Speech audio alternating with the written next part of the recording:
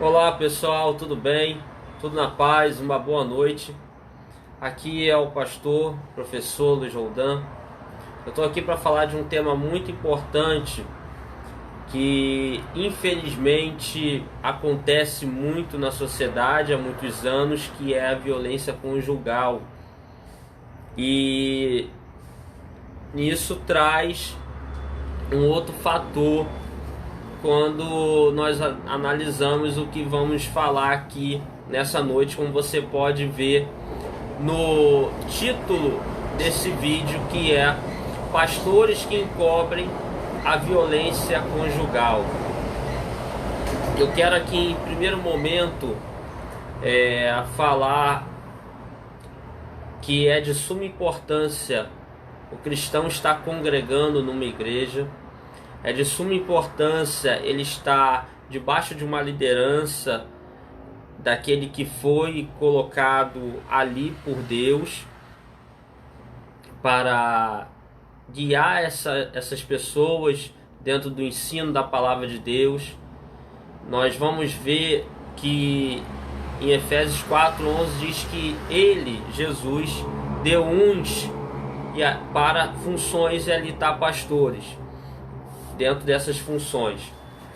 Quando nós vamos ver isso, dentro do trabalho pastoral, nós temos o pastor que tem que ensinar, que tem que pregar, que tem que direcionar, que tem que ouvir, que tem que aconselhar, mas que também tem que se posicionar contra os erros, seja lá quais forem e de quem for.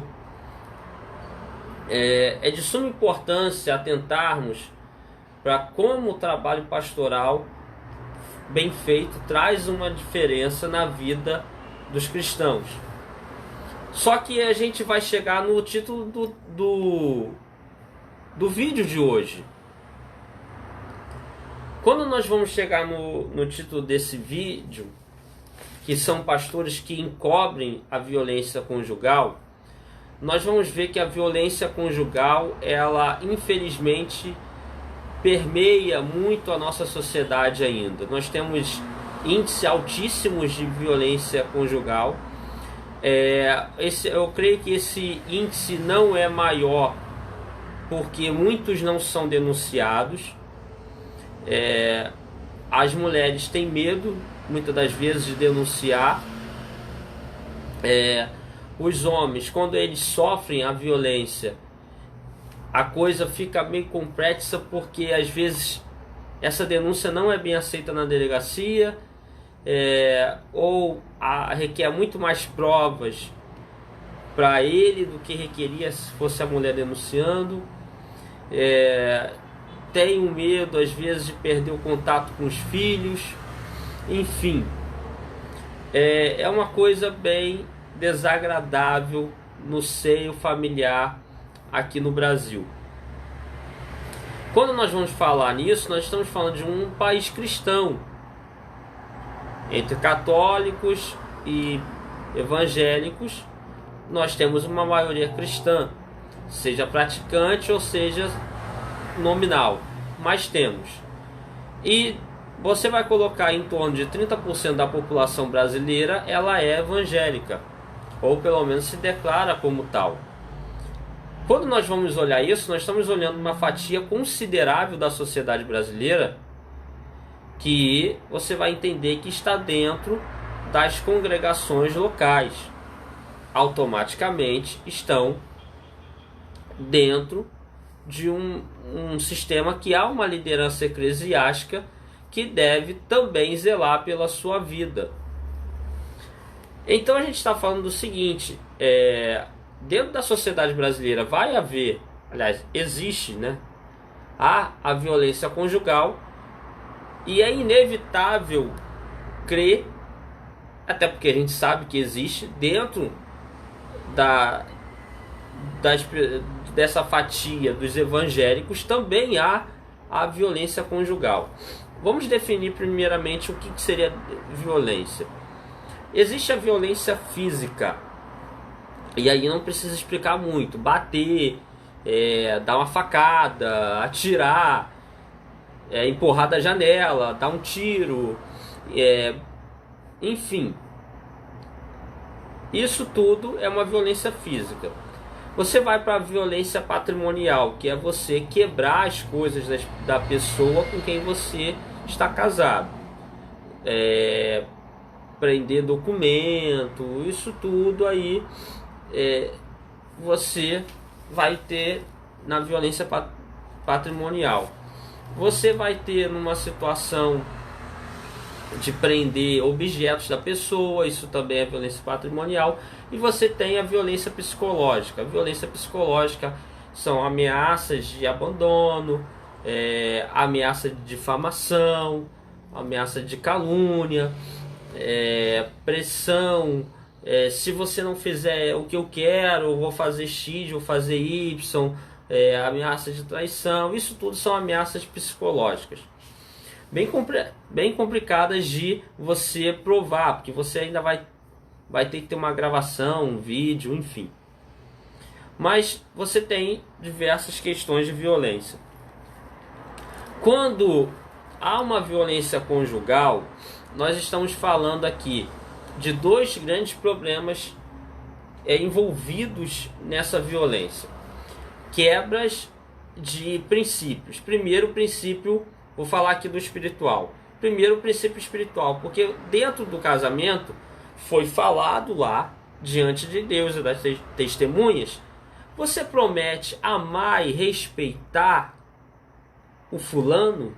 Você promete amar e respeitar a fulana?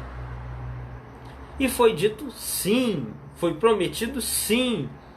Então eu quero entender o seguinte: que tipo de amor é esse que pratica violência contra o outro? Que xinga, que ofende, que ameaça, que quebra objetos, bens materiais, que bate, que tenta matar? Que tipo de amor é esse? Que tipo de respeito é esse? Então já há uma quebra de aliança aí, uma quebra de princípios espirituais. E você tem um outro grande problema, que é o criminal. Por quê? Porque a partir do momento que há uma agressão, seja do tipo que for, você está entrando na prática de um crime. Quando o pastor sabe disso tudo, ele, como líder espiritual, ele tem dois grandes papéis.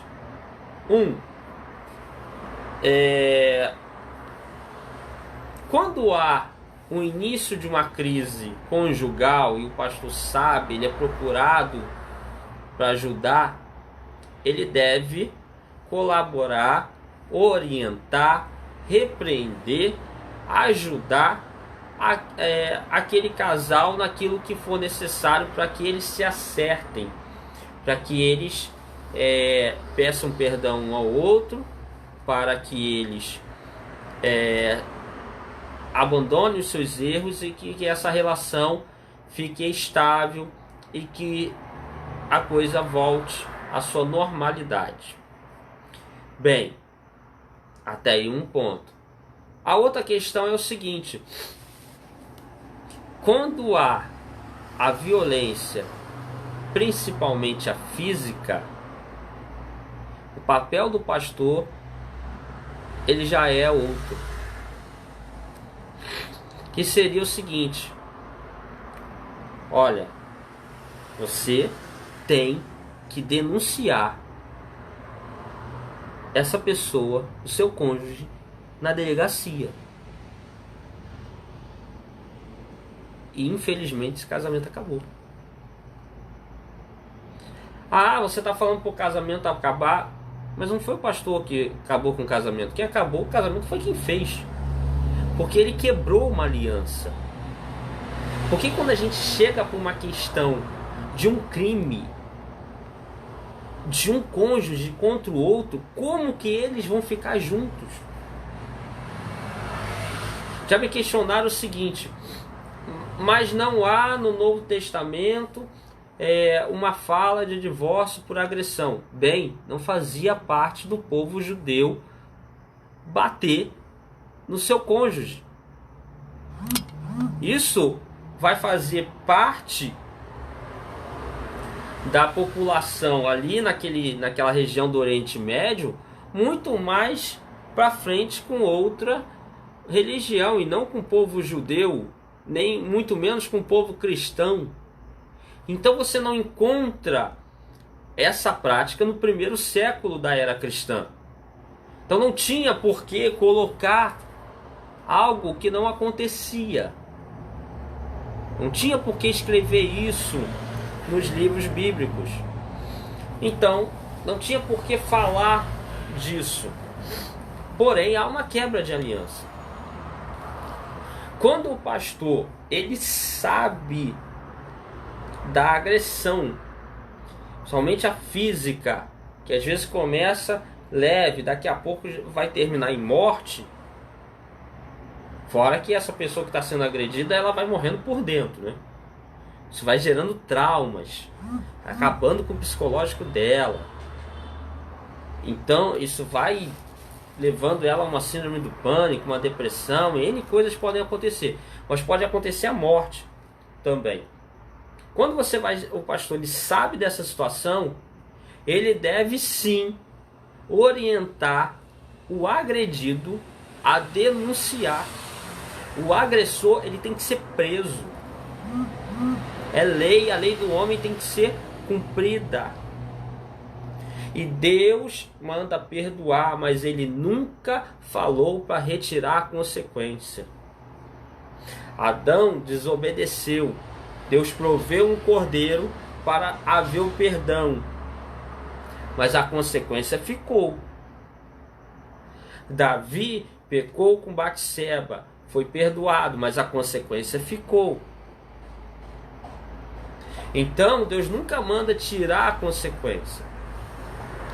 E a gente pergunta, se o pastor ele é conivente, ele está errado não só pela lei, mas também diante de Deus? Sim, e vamos mostrar na Bíblia.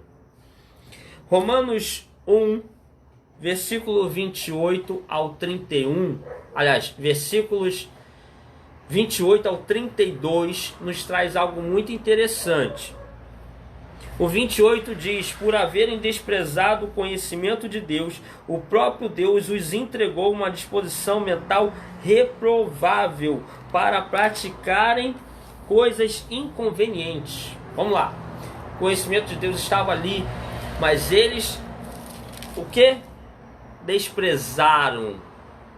Então o pastor, quando ele se atrela a um erro, mesmo que sendo conivente, ele está desprezando o conhecimento de Deus.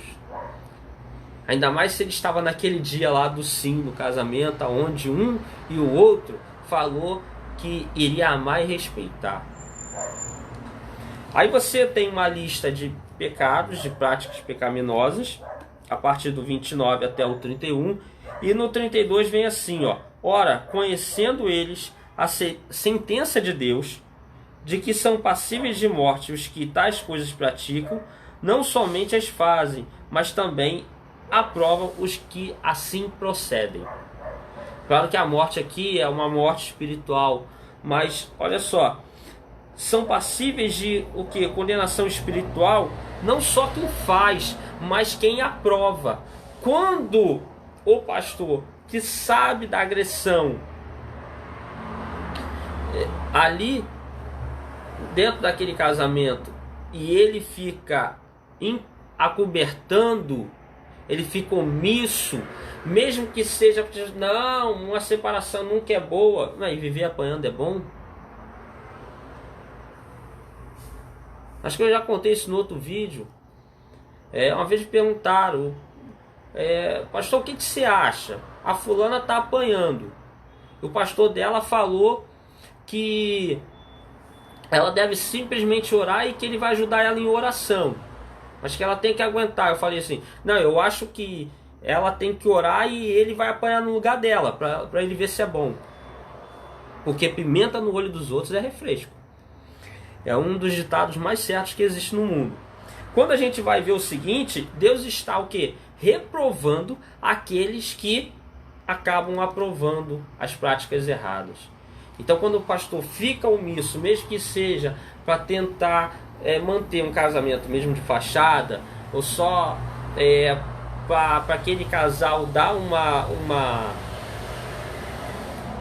resposta à sociedade de que eles continuam casados, só para manter a aparência, só para isso,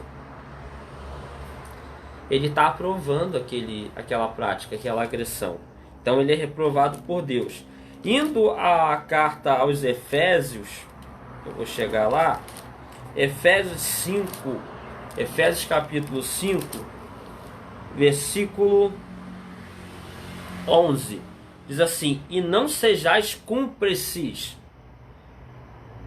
nas obras infrutíferas das trevas, antes, porém, reprovai-as.